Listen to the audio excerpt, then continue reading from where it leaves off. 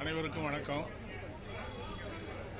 இந்திய விடுதலை போராட்டத்தில் தன்னுடைய மாணவர் பருவத்திலே இருந்து போராடி பிரிட்டிஷ் ஏகாதிபத்தியத்தை எதிர்த்து நடந்த அந்த போராட்டத்தில் எண்ணற்ற அடக்குமுறைகளும் சித்திரவதைகளும் கைதுகளும் நடந்து அவைகளெல்லாம் நெஞ்சிலே உறுதியோடு தாங்கி அந்த விடுதலை போராட்டத்தை நடத்திய மகத்தான தலைவர் அருமை தோழர் ஆர் நல்லக்கண் அவர்கள் விடுதலை போராட்டத்தில் ஈடுபட்ட பல்லாயிரக்கணக்கான இப்படிப்பட்ட தலைவர்கள் பெரும்பகுதி மறைந்துவிட்ட இந்த சூழ்நிலையில் அநேகமாக விடுதலை போராட்டத்தில் நேரடியாக ஈடுபட்டு இன்று வரையிலே நம்மோடு வாழ்ந்து விடுதலை போராட்ட வீரர்களுடைய கடைசி பிரதிநிதியாக இருந்த அருமை தோழர் ஆர் நல்லக்கண் அவர்கள் நேற்றைய தினம் மறைந்திருக்கிறார்கள்.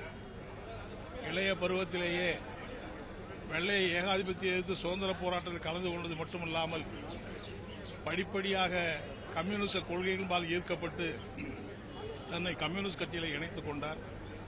அவர் கம்யூனிஸ்ட் கட்சியில் இணைக்கப்படுகிற நேரத்தில் கட்சி தடை செய்யப்பட்டு நாடு முழுவதும் கம்யூனிஸ்டுகள் வேட்டையாடப்படுகிற அப்படிப்பட்ட ஒரு கொடூரமான அடக்குமுறை கட்டவிழ்த்து விடப்பட்ட காலம். அந்த காலத்தில் கம்யூனிஸ்டுகள் உயிருக்கே பாதுகாப்பற்ற நிலையிலே வாழ்ந்திருந்த அந்த கொடுமையான காலத்தில் அதையெல்லாம் ஏற்றுக்கொண்டு நான் உறுதியாக கம்யூனிஸ்ட் கட்சியிலே செயல்படுவேன் என்று உயிரை பணயம் வைத்து தன்னை கட்சியிலே ஈடுபடுத்திக் கொண்டவர்தான் அருமை தோழர் ஆர்.என்.கே. அவர்கள். ஏறக்குறைய தன்னுடைய வாழ்நாளில் 101 ஆண்டுகள் வாழ்ந்திருக்கிற அவர் 85 ஆண்டு காலம் இந்த நாட்டு விடுதலைக்காக இந்த நாட்டில் கம்யூனிஸ்ட் கட்சியை அந்த படையை திரட்டுவதற்கு சாதாரண ஏழை எளிய கிராமப்புற பாட்டாளி வர்க்க விவசாயிகளுக்காக தன்னுடைய வாழ்க்கையை முழுமையாக அர்ப்பணித்துக் கொண்டவர். சமூகத்தில் இருக்கிற சாதிய ஏற்றத்தாழ்வுகளை எதிர்த்து ஒரு கடுமையான போராட்டத்தை தன்னுடைய வாழ்க்கையிலே மேற்கொண்டவர்.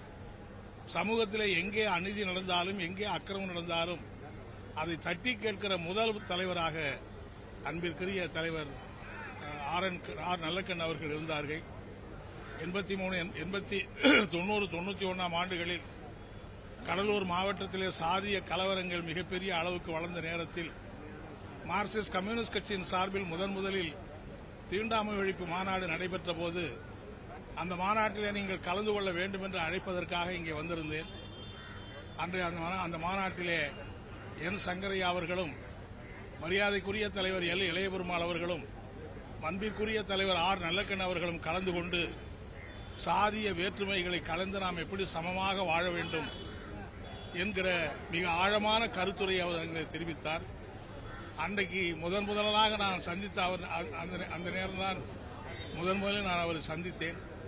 ஏறக்குறைய 1 மணி நேரத்துக்கு மேலாக இந்த பட்டியலின மக்கள் பாடுபடுகிற மக்களுடைய வாழ்க்கை நலனை தன்னுடைய சொந்த அனுபவத்திலிருந்து விளக்கிய மகத்தான தலைவர்.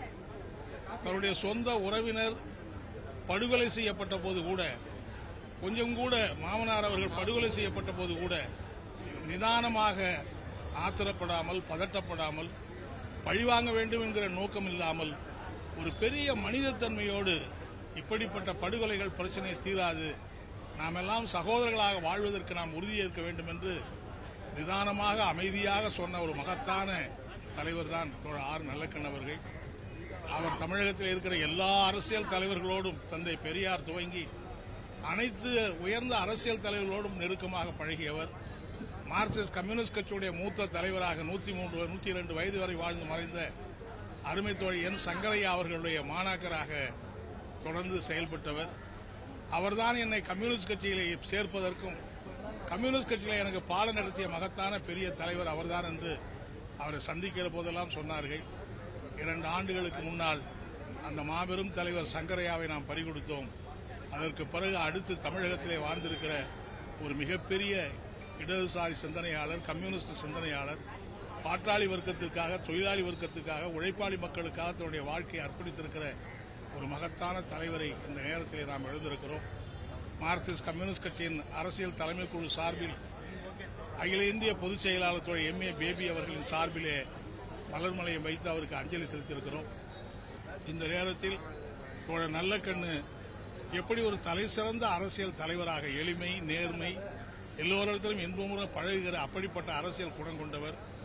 எதிர்காலத்திலே தமிழக அரசியல் தலைவர்கள் எப்படி இருக்க வேண்டும் என்பதற்கு ஒரு முன்னுதாரணமாக திகழ்ந்தவர் அவர். இன்னைக்கு இருக்கிற இளைய சமூகம், இளைய தலைமுறையினர் தோழர் நல்லக்கண்ணுவை போல எளிமையாகவும் நேர்மையாகவும் அதே சமயத்தில் உறுதி குன்றாத ஒரு போராளியாகவும் நாம் வாழ்வதற்கு உறுதியெடுத்துக் கொள்ள வேண்டும். தோழர் நல்லக்கண்ணு பாடுபட்ட அந்த சோசலிச சிந்தனைகளை தமிழகத்திலே வலுப்பெற செய்வது, சோசலிசத்தை கட்டுவதற்கான அந்த மகத்தான இயக்கத்தை முன்னெடுப்பது, ஒரு பலம் பொருந்திய கம்யூனிஸ்ட் இயக்கத்தை கட்டுவதும், ஒரு இடதுசாரி இயக்கத்தை கட்டுவதும், அதன் மூலம் இந்த சமூகத்தினுடைய அடிப்படையான மாற்றத்திற்கு நாம் பணியாற்றுவதும் தான் அவருக்கு ஆற்றுகிற உண்மையான அஞ்சலியாக இருக்கும். அந்த வகையில் ஒரு இடதுசாரி இயக்கத்தினுடைய இமயம் இன்றைக்கு சரிந்து விட்டது என்றுதான் சொல்ல வேண்டும். எனவே அவருடைய இந்த இறுதி நாளில் அவருடைய லட்சியங்களை தூக்கி பிடிக்கிற வகையிலே நாம் உறுதியேற்போம் என்பதை இந்த நேரத்திலே நான் தெரிவித்துக் கொள்ள வேண்டும்.